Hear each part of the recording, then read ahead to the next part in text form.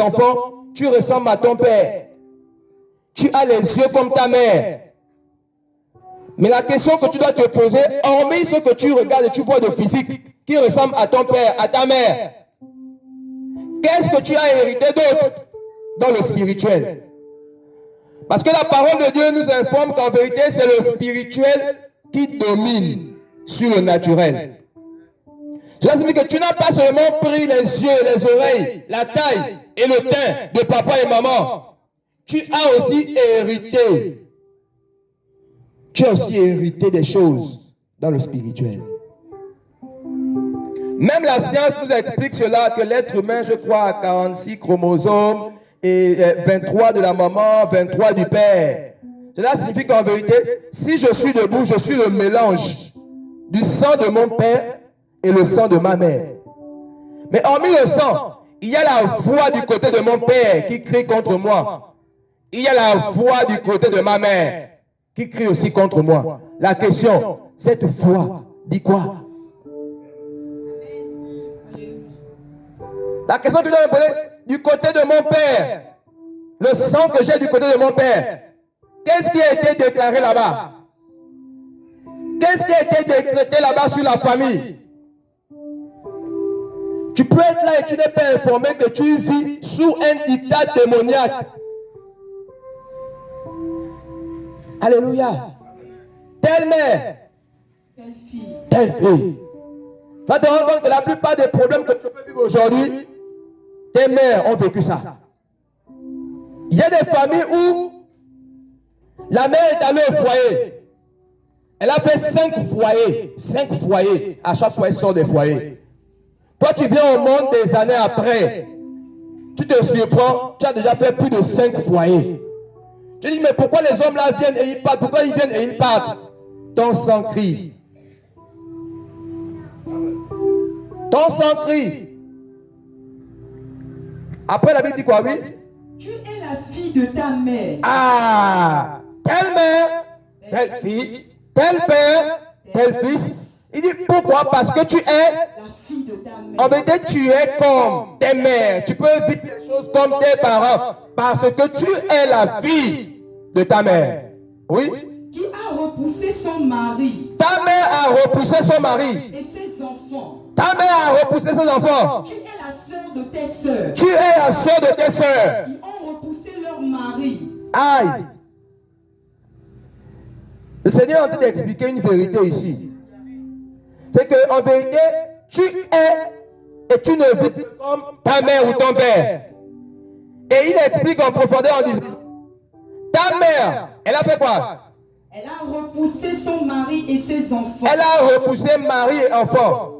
Tu es la sœur de tes sœurs. Regarde, tu es la soeur de tes sœurs, oui. Qui ont repoussé leur mari. et Tes leurs grandes enfants. sœurs, eux aussi, ont repoussé mari et enfant. Oui. Votre mère était une Essienne. Votre mère était une Essienne. Et votre père un Amoréen. Et votre père un Amoréen. Ta grande sœur. Frère, la Bible explique le problème de la jeune fille. Que ton problème est lié à tes origines. Tu peux penser que ça a commencé avec toi, c'est pas toi. Ta mère a fait ça. Tes grandes sœurs ont fait la même chose. Et toi aussi, tu es en train de vivre la même chose. Parce que le même sang qui coule dans leurs veines, c'est le sang qui coule dans tes veines.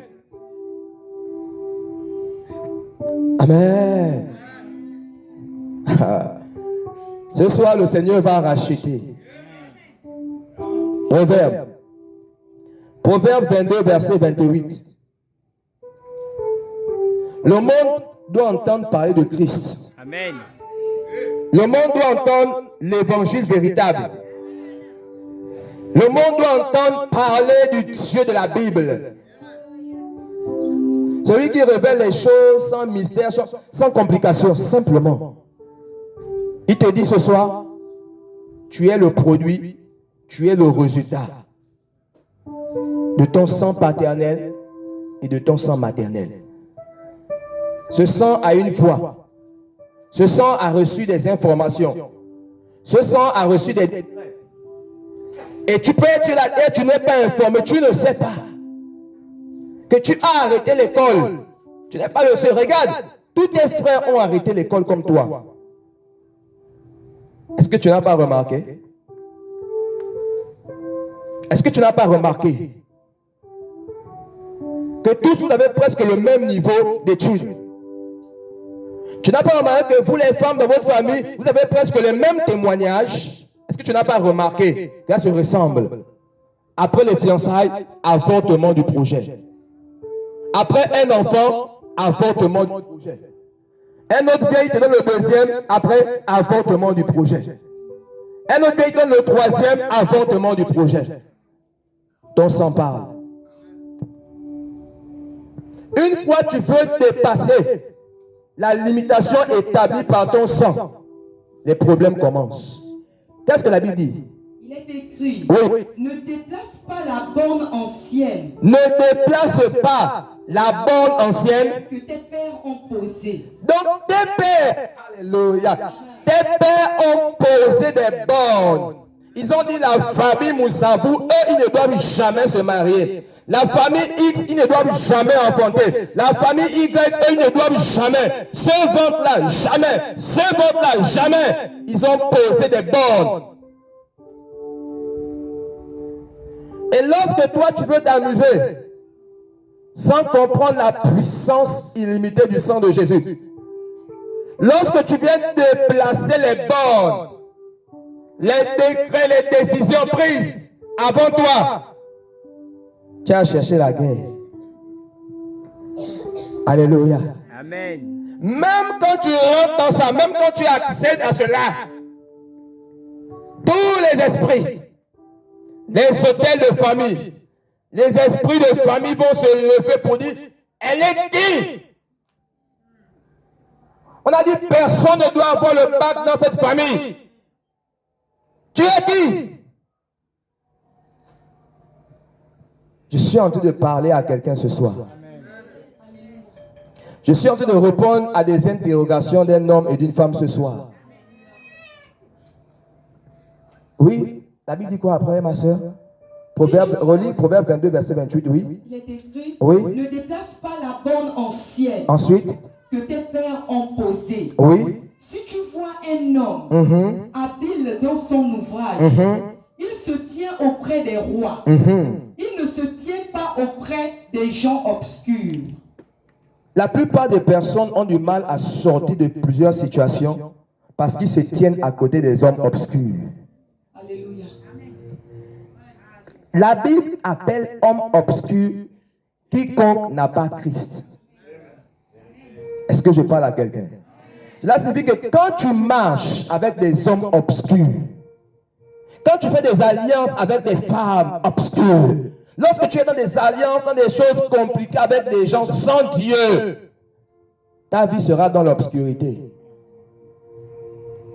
Remarque, tu es là, remarque. Quand tu es avec ton ami, vous parlez de quoi? Matin, midi, soir. Vous parlez de la petite? Vous parlez de la Jonah? Vous parlez de la fille qui a la forme guitare? Vous parlez des zombies? Vous parlez de Régab? Vous parlez de tout et de rien, sauf de ta vie. C'est vendredi. Tu as été convié ce soir, mais tu as déjà ton programme après ce soir. Le Seigneur va arrêter ton programme au nom de Jésus. Et je prie que le Seigneur t'amène dans sa présence sans la force. Parce qu'il y a des personnes qui aiment la force. Cela signifie quoi? C'est sur le lit de l'hôpital que tu réalises que j'ai besoin de Jésus. C'est dans la maladie que tu vas appeler les chrétiens. J'ai besoin de Jésus. C'est lorsque tout va mal qu'on se souvient de Jésus. Que cela ne soit plus ton partage au nom de Jésus. Que la soif du Seigneur te localise ce soir. Et que la puissance du Saint-Esprit t'ouvre les yeux et t'accorde une délivrance dans les profondeurs au nom de Jésus. Je ne me presse pas de rentrer dans prophétie, délivrance, tomber, parce que je dis souvent que ces choses, elles sont bonnes. Et le Saint-Esprit aime faire ça. Mais la parole vient mettre les bases, les fondements. Tu peux t'attendre à une belle prophétie, mais si tu n'es pas libéré, tu n'es pas racheté. Je pose souvent la question à certains frères, mais comment prophétiser et dire des bonnes choses sur une personne qui n'a pas encore été rachetée par le sang de Jésus? Alléluia. Pourquoi te dire, ma soeur, je vois que tu vas voyager, dans 2 ans, tu vas te marier, tu vas, si ton sang est encore sous le joug, sous l'esclavage, l'esprit de famille, tu dois d'abord sortir. Et je déclare que tu vas sortir. Je déclare au nom de Jésus que tu vas sortir. Alléluia. Est-ce que tu es là? Est-ce que je peux continuer? Lévitique. Frère, ton sang détient ta vie présente et future. Et plusieurs personnes, oui, Lévitique, chapitre 17, le verset 10 à 12. Je vais t'expliquer quelque chose avant de poursuivre. Lévitique 17, oui, 10 à 12. Qu'est-ce que la Bible dit?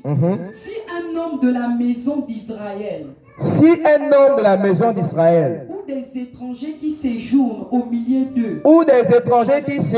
milieu d'eux, mange du sang d'une espèce quelconque. Si quoi? Un homme mange du sang. Normalement, le texte doit dire boire du sang. Est-ce qu'on est d'accord? Mais la Bible nous parle de manger le sang. Comme si le sang est une viande. Oui? D'une espèce quelconque. D'une espèce quelconque. Je tournerai ma face contre celui qui mange le sang.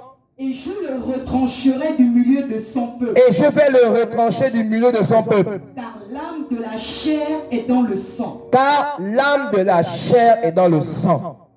Amen. L'âme est dans le sang. Est-ce que je parle à quelqu'un? Autrefois, je ne comprenais pas le texte de 3 Jean où il dit, je souhaite que tu prospères à tous égards, comme prospère l'état de ton âme. Mais l'âme est dans le sang. Donc si ton sang n'est pas racheté, ton âme ne peut pas prospérer et tu ne peux même pas être guéri et tu ne peux même pas être délivré.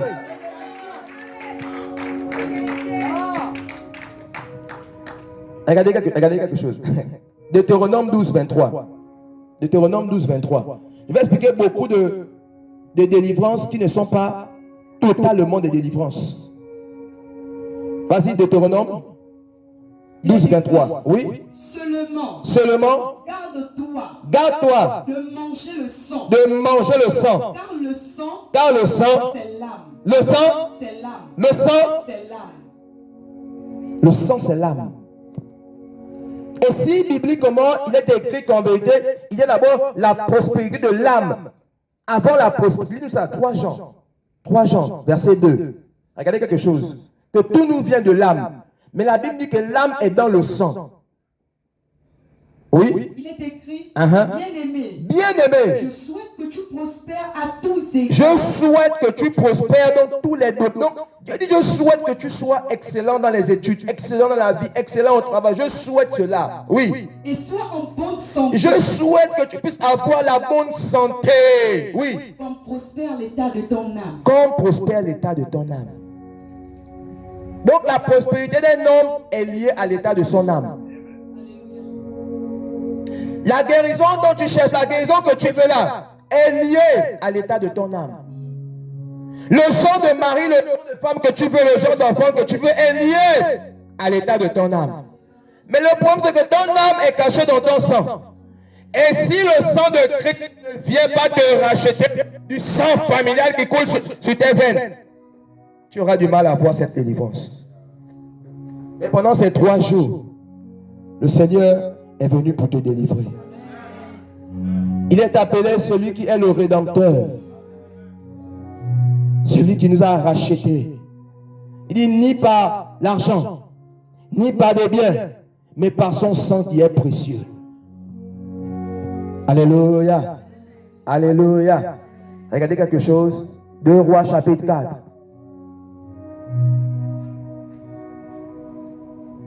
2 Rois, chapitre 4, le verset 1. Le sang réclame. Le sang parle. Le sang détient des vies en captivité. Le sang peut tracer une destinée pour toi que tu ne veux pas. Oui? Il est écrit, oui. Une femme d'entre les femmes. Une femme d'entre les femmes. Des fils des prophètes. Une femme d'entre les femmes des fils des prophètes. Cria à Élisée. Elle va faire l'homme de Dieu appelé Élisée. En disant, ton serviteur, mon mari est mort. Ton serviteur, mon mari est mort. Et tu sais que ton serviteur craignait l'Éternel. Et tu sais bien que ton serviteur craignait l'Éternel. Or, le créancier est venu pour prendre mes 2 enfants. Le créancier est venu pour prendre mes 2 enfants. Et en faire ses esclaves. Et en faire mes 2 enfants ses esclaves. 2 volets. Premier volet, je parle à quelqu'un ce soir qui est sous le poids, sous le joug des dettes. Bibliquement, tu dois sortir de ça au nom de Jésus. Et cette chaîne va se briser. Et les portes financières vont tomber sur ta vie au nom puissant de Jésus-Christ. Voici un homme qui est au service d'un autre homme. La Bible nous informe que cet homme meurt. Est-ce qu'on est d'accord? Cet homme meurt. Est-ce que les 2 enfants là, qui sont restés en vie là, est-ce que ce sont eux qui sont allés contacter les dettes? Ce sont eux qui sont allés prendre les bons? Est-ce qu'ils ont négocié directement avec ces personnes? Mais la Bible dit, lorsque le père est mort, les créanciers sont arrivés récupérer les 2 enfants innocents. Et ils ont mis les 2 enfants innocents sous l'esclavage.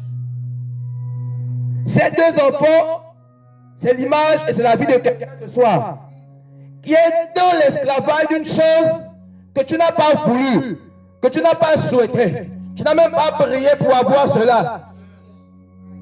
Mais il y a des créanciers qui peuvent réclamer ta vie à cause des dettes qu'il y a dans ton sang. Frère, Satan est un commerçant. Satan est un marchand. Satan aime les transferts. Cela veut dire qu'au même moment où les pères allaient adorer des divinités pour dire protège la famille, il a protégé la famille. En retour, il a certainement pris le mariage dans la famille.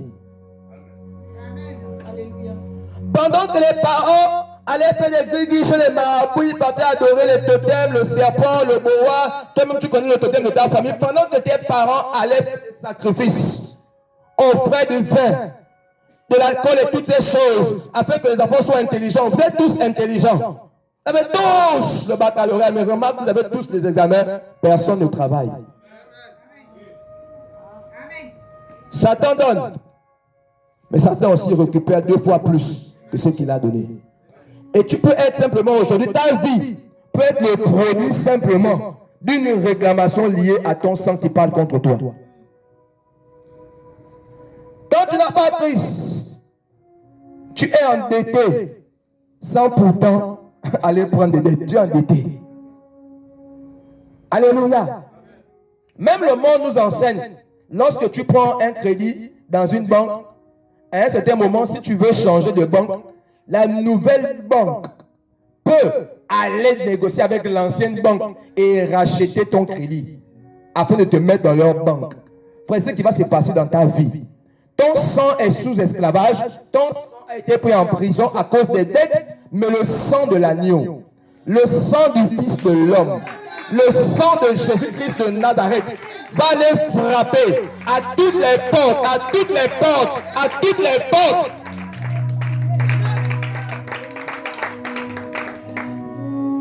Frère, est-ce que tu savais cela que tu peux être là sous esclavage et que tu traînes un problème, tu traînes une maladie, tu traînes une situation que tu ne comprends pas, tu traînes un fardeau, un poids, simplement à cause d'une dette. Une dette. Ces 2 enfants se sont retrouvés esclaves d'un créancier à cause de papa qui est mort. Il allait chercher ses problèmes.